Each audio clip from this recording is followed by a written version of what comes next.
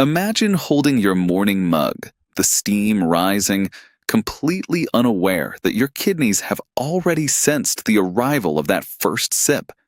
You taste the roasted depth, but your kidneys perceive it as a sudden, complex signal moving through your bloodstream. For years, you've been told the same cautionary tale. Coffee drains your water and slowly wears down your kidneys. Yet the modern science paints a picture that is almost the exact opposite. Coffee is the biggest source of antioxidants in the average American diet, surpassing all your fruits and vegetables combined, and yet it remains the beverage most often blamed for silent organ decline. This is the mystery we are here to solve. The problem starts with a misunderstanding of what your kidneys actually do. Most of us imagine them as simple mechanical strainers sitting quietly in our lower back, but that image is outdated. Your kidneys are actually high-pressure biological engines. Every minute, nearly a liter of your blood is forced through millions of microscopic high-pressure filters called glomeruli. The rate at which this happens, your GFR, is not just about how much water you drink. It is a story of fluid dynamics, blood vessel tension, and chemical signals. And this is exactly where coffee enters the conversation. When you drink that coffee, it doesn't just pass through you. It challenges a molecule your kidneys use to monitor blood flow. To understand this, you have to stop thinking of your kidneys as filters and start seeing them as a vascular dance. It's a delicate balance of blood pressure and vessel tone. When caffeine arrives, it changes the tempo of that dance. The result? Sometimes it acts like a stress test, and other times it acts like a protective shield. To see how this works, we have to look at the invisible battlefield inside your kidney. There are tiny arterial gates that control how much blood surges into the filtration units. These gates are regulated by a molecule called adenosine. Think of adenosine as your kidney's security guard. Its job is to narrow those gates, keeping blood flow steady and preventing the kidney from being overwhelmed. But caffeine is a master of disguise. It slips into those slots, blocks the real signal, and suddenly, the security guard is pushed aside. The gates swing open, blood flow increases, and your filtration rate spikes. For a healthy person, this is like a brisk jog, a little extra work that keeps the system flexible. But for someone with vulnerable kidneys, that constant forced surge is like a persistent overuse injury. So, if caffeine forces a spike, is it harmful? This is the paradox.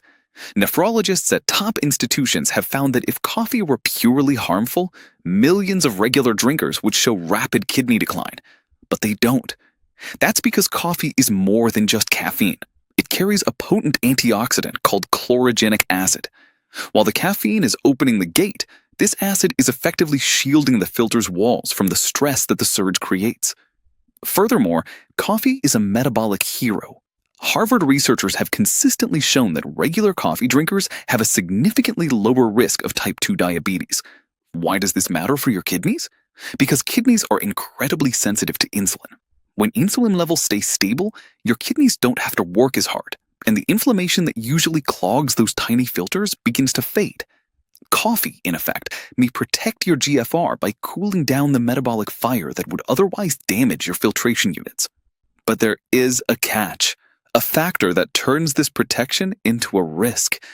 That factor is your body's stress response. If you drink your coffee while already feeling rushed, stressed, or sleep-deprived, you are pouring fuel on a fire. Your body is already pumping out cortisol, which stiffens your blood vessels. When caffeine opens the kidneys' gates while cortisol is forcing higher pressure through them, your filters face a double hit of mechanical stress. Now, ask yourself, does your morning cup happen before you've had a moment to breathe? If so, you are forcing your kidneys to handle that caffeine surge while they are already on high alert. And it goes deeper than just your morning routine. What about your sleep? Your kidneys have a scheduled repair window at night.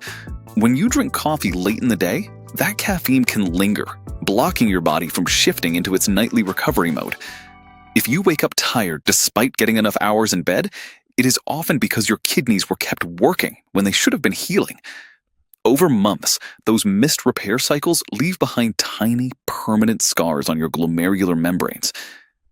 Then, we have to talk about the genetics of it all.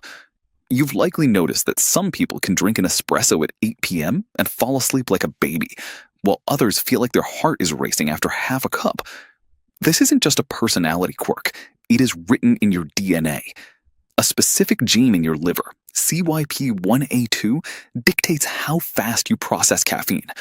If you are a fast metabolizer, that caffeine surge is short, and your kidneys return to baseline quickly.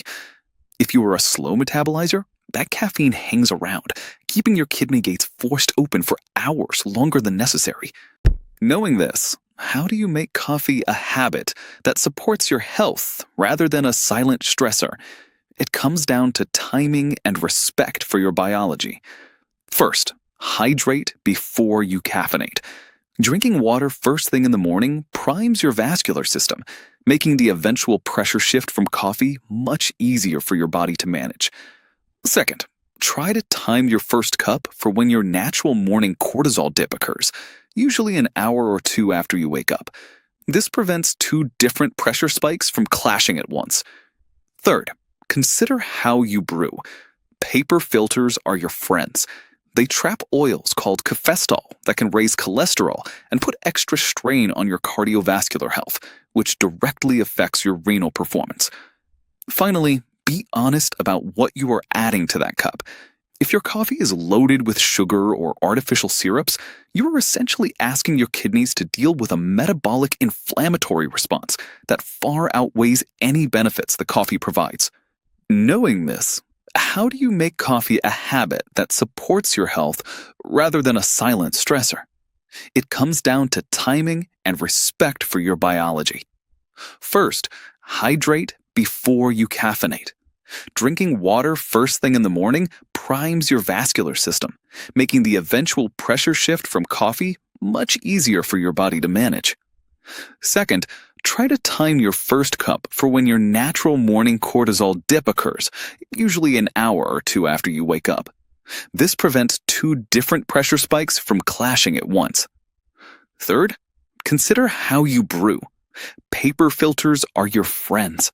They trap oils called caffeine that can raise cholesterol and put extra strain on your cardiovascular health, which directly affects your renal performance. Finally, be honest about what you are adding to that cup. If your coffee is loaded with sugar or artificial syrups, you're essentially asking your kidneys to deal with a metabolic inflammatory response that far outweighs any benefits the coffee provides. At the end of the day, your kidneys are resilient. They are designed to adapt to the rhythm of your life. If you treat coffee as a conscious choice, an addition to a hydrated, well-rested, and metabolically stable day, it can be a powerful tool for your health. But if you use it to power through stress and neglect your recovery, you are ignoring the signals your body is sending you every single morning. So look at your routine today. Are you drinking coffee to help your body thrive, or are you using it to mask the signs that your kidneys are under pressure? The difference between a healthy habit and a silent, damaging one isn't the bean itself. It's the way you align that cup with the natural, internal rhythm of your own body. Take control of that rhythm, and you turn a simple daily ritual into a foundation for long-term health.